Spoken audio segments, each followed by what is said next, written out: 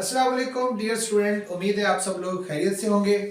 Dear student, chapter number 16 का हमारा next topic है face lead and face lag.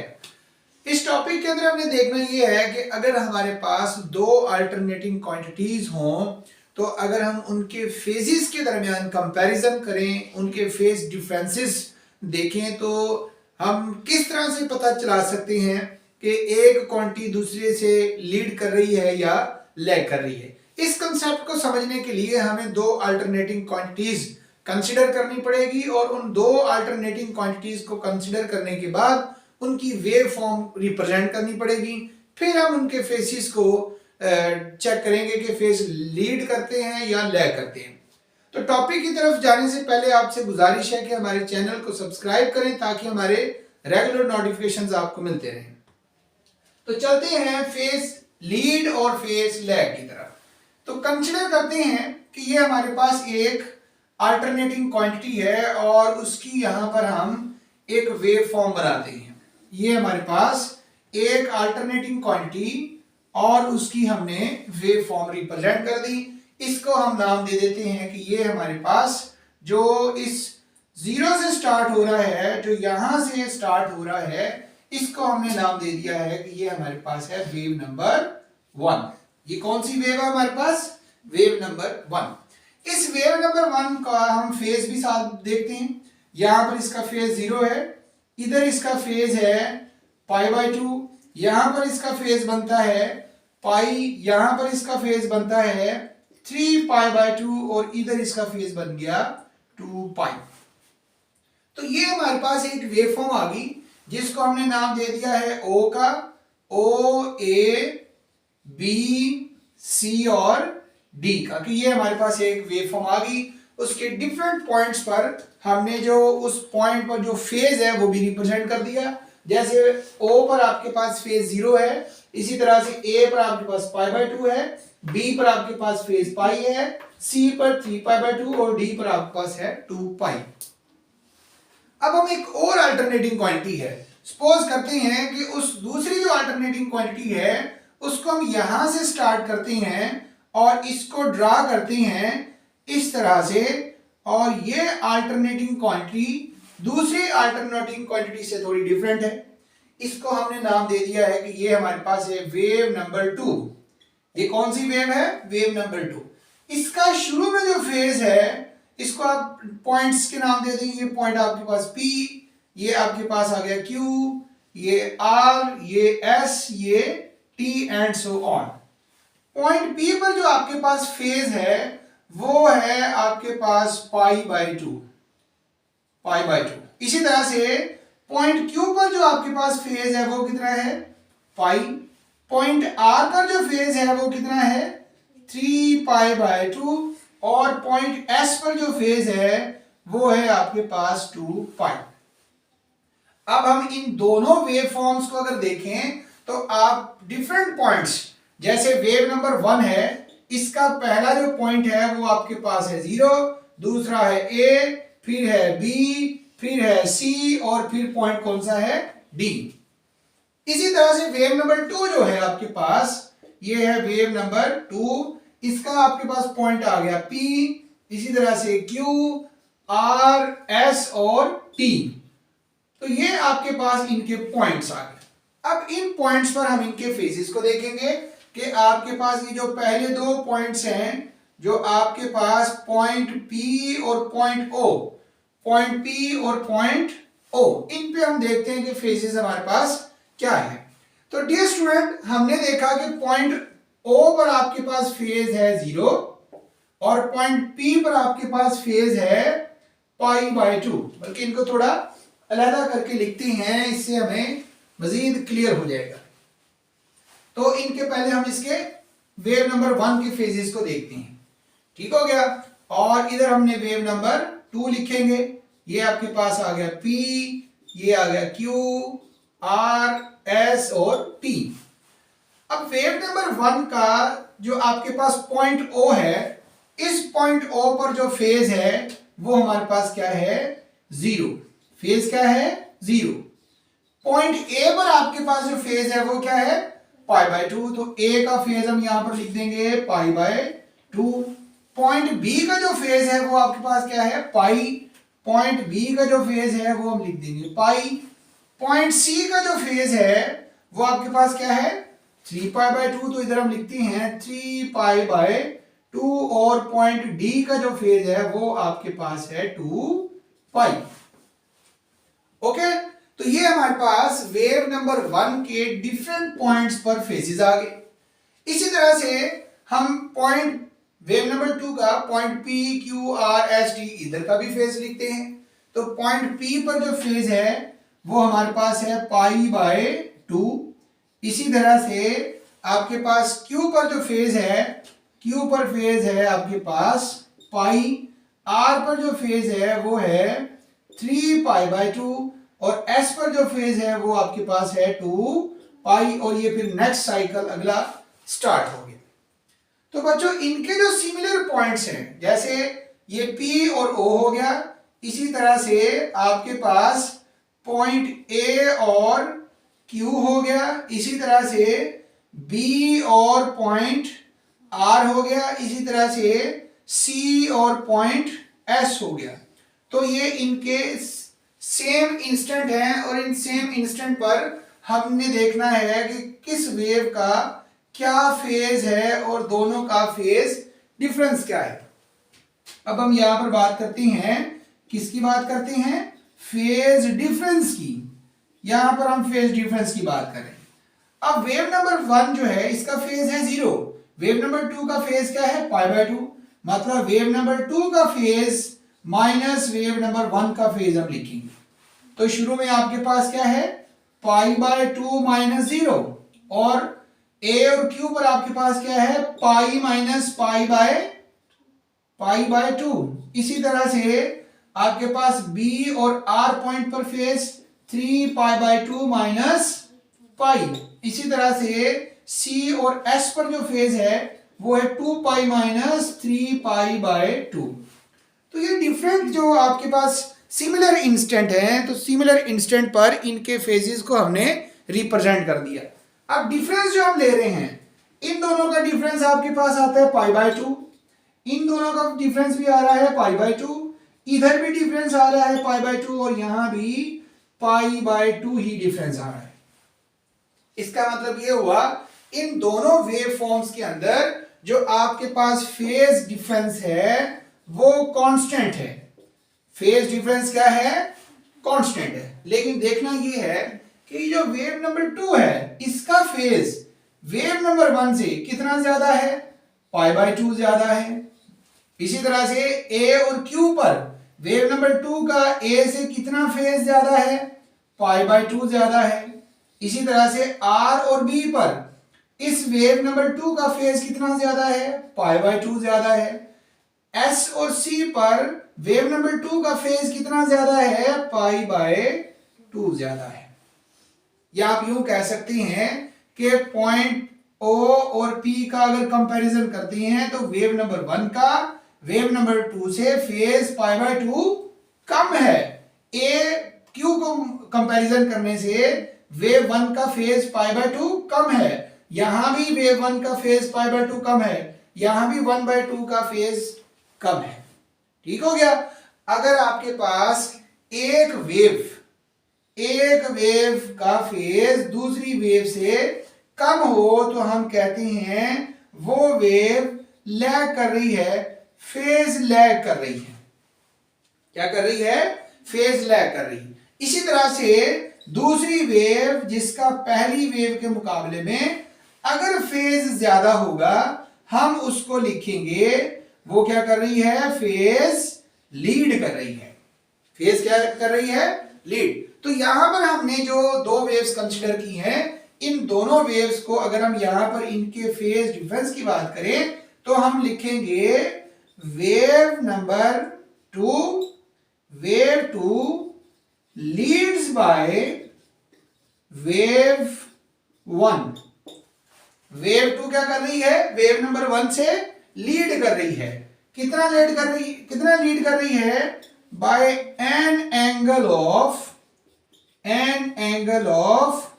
π/2 radian या फिर 90 डिग्री। पाई बाय 2 रेडियन और 90 डिग्री। इसी तरह से आप यूं भी लिख सकते हैं इस सारी स्टेटमेंट को, हम ये भी कह सकते हैं कि wave 1 lags behind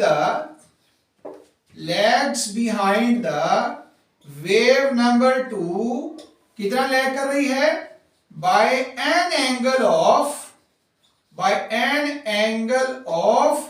pi by 2 radian या फिर 90 डिग्री। ठीक हो गया। तो ये दोनों वेव्स को जो वेव फेज ज्यादा बताएगी हम कहेंगे वो लीड कर रही है, जो फेज कम बताएगी उसको हम क्या कहेंगे कि क्या कर रही है, वो लैग कर रही है। तो डियर स्टूडेंट, ये था हमारे पास फेज लीड और फेज लैग का कंसेप्ट। अब हम चलते हैं vector representation of alternating quantity. जो अगला हमारा टॉपिक है, नेक्स्ट जो टॉपिक है वो है vector representation.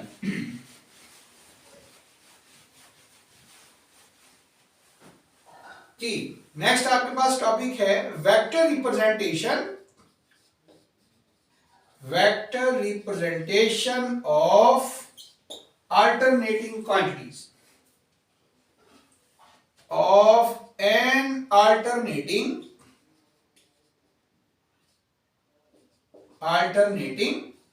Quantity.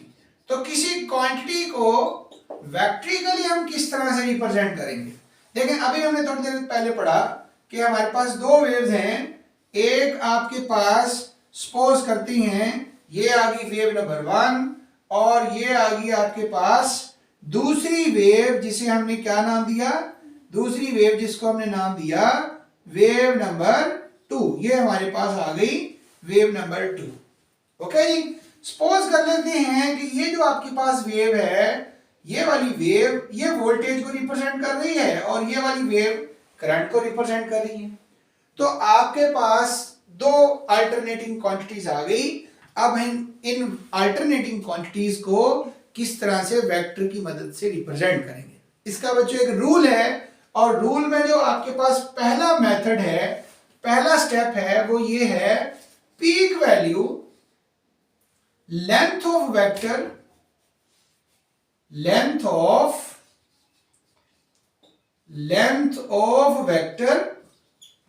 is equal to peak value of alternating quantity. Peak value of alternating quantity.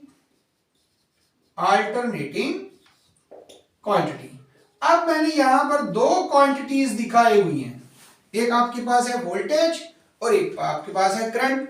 अब हमने जो वेक्टर बनाना है वोल्टेज का या करंट का, तो अब उस वोल्टेज या करंट के वेक्टर की लेंथ कितनी होगी, उसके लिए हम देखेंगे कि हमारे पास उस अल्टरनेटिंग क्वांटिटी की पीक वैल्यू क्या है, उस अल्टरनेटिंग क्वांटिटी की पीक वैल्यू क्या है। जिस तरह से ये हमारे पास पीक वैल्यू है, ये करंट की पीक वैल्यू आ गई और ये आपके पास वोल्टेज की पीक वैल्यू आ गई और हमने वहां पे बना लिए हैं वेक्टर। इसका मतलब ये हुआ कि आपके पास वोल्टेज का वेक्टर बड़ा होगा करंट के वेक्टर से, क्योंकि वोल्टेज की पीक वैल्यू करंट की पीक वैल्यू से कम है। ये था बच्चों आपके पास पहला स्टेप। दूसरा स्टेप, पहले स्टेप में हमने देखा कि आपके पास पीक वैल्यू जो है वो किसको रिप्रेजेंट करेगी, लेंथ ऑफ वेक्टर को रिप्रेजेंट करेगी। दूसरे पॉइंट के अंदर हम ये देखेंगे कि ये जो दो वेक्टर्स हैं, इन दोनों वेक्टर्स में से हम हॉरिजॉन्टली किसको रिप्रेजेंट करेंगे। ओके जी, vector represent horizontally, vector represent, वो वेक्टर हॉरिजॉन्टली रिप्रेजेंट किया जाएगा, vector represent horizontally which is at zero and increase positively,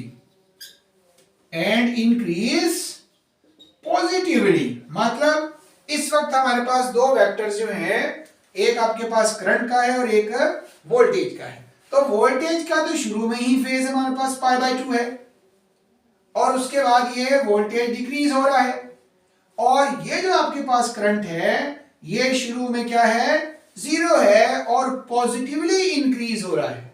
इसलिए हमने उस वेक्टर को हॉरिजॉन्टली ड्रा करना होगा जो क्या कर रहा होगा, वो वेक्टर हॉरिजॉन्टल ड्रा करेंगे जो क्या है, इनिशियली जीरो पर है और इंक्रीज हो रहा है पॉजिटिवली, इंक्रीज हो रहा है पॉजिटिवली। जैसा कि यहां पर हम करंट का वेक्टर बनाएंगे, करंट का जो हमने वेक्टर बनाना है, इस चीज का आपने खास क्या रखना है कि जो आपके पास पीक वैल्यू होगी उतनी ही उस वेक्टर की लेंथ होनी चाहिए। तो ये हमने करंट का वेक्टर बना दिया। अब इसके बाद जो दूसरा है, दूसरा जो वेक्टर होगा उसको आपने कहां पर ड्रा करना है, उसका फैसला आप देखेंगे कि वो वेक्टर लीड कर रहा है या लैग कर रहा है। जी, तो ये आपके पास करंट आ गया। अब जो आपके पास वोल्टेज का वेक्टर है उसको हमने इस तरह से ड्रा करना है कि वो करंट का जो आपके पास वेक्टर है उसके साथ जो उसका फेज डिफरेंस है, वो फेज लीड कर रहा है या वो फेज लैग कर रहा है, तो उसी हिसाब से आपने दूसरे वेक्टर को रिप्रेजेंट करना है। तो इस वक्त आपके पास वोल्टेज जो है ये इस करंट से क्या कर रहा है, लीड कर रहा है। अगर आपके पास करंट का फेज जीरो है तो वोल्टेज का फेज कितना है, 90 है। मतलब ये है कि वेक्टर रिप्रेजेंटेशन के अंदर हम फौरन इन वेक्टर्स को देख के फौरन हम ये बता सकते हैं कि इन दो क्वांटिटीज के दरमियान फेज डिफरेंस क्या है, कौन सी अल्टरनेटिंग क्वांटिटी लीड कर रही है और कौन सी अल्टरनेटिंग क्वांटिटी लैग कर रही है।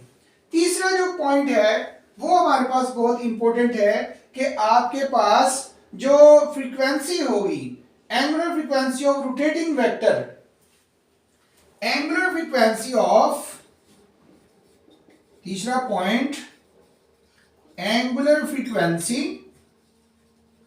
इन रोटेटिंग वेक्टर्स की, angular frequency of rotating vectors, rotating vectors is equal to